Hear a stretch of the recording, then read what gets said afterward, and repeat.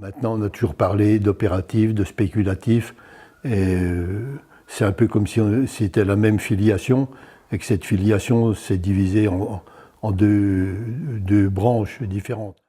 Le point commun qu'il y a peut-être entre le compagnonnage et la maçonnerie, pratiquement, même plutôt la maçonnerie ancienne, c'est celui qu'on peut appeler le grand architecte de l'univers.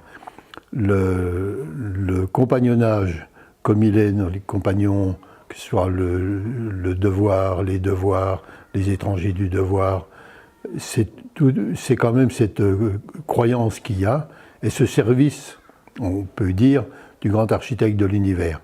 Mais le compagnonnage, les corporations dans les métiers, moi je parle plutôt de la taille de pierre, si on voit ce lien, cette naissance un peu au Moyen-Âge, à la construction même des cathédrales, dans cette période très forte qui va être entre le XIIe et le début du XIVe siècle, là on voit qu'il y a des choses qui sont très très mises en place, corporativement chez les tailleurs de pierre, et on voit que par la suite, on peut trouver des structures qui seront un petit peu semblables dans des milieux maçonniques.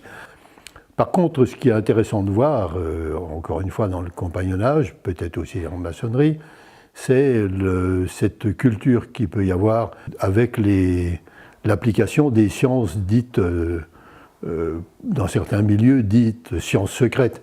Quand on parle des sciences secrètes, on va parler de l'astrologie, on va parler de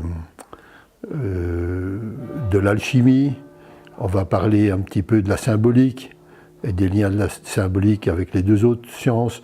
On va parler un petit peu de l'héraldisme qui va être lié à ces problèmes de mythologie.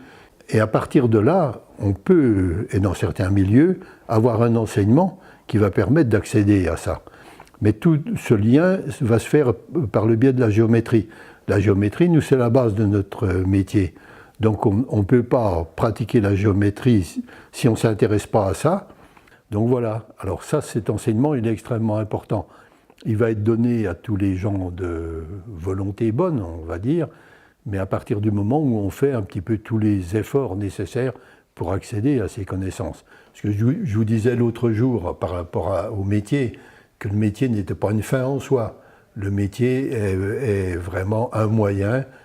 L'autre jour, on prenait l'exemple d'un bâton qui nous permet de marcher au milieu des épines, c'est exactement ça. Et ce métier va nous permettre donc de faire plus ou moins ce qu'on va appeler notre devoir. Le devoir dans le compagnonnage, c'est vraiment l'élément le plus important.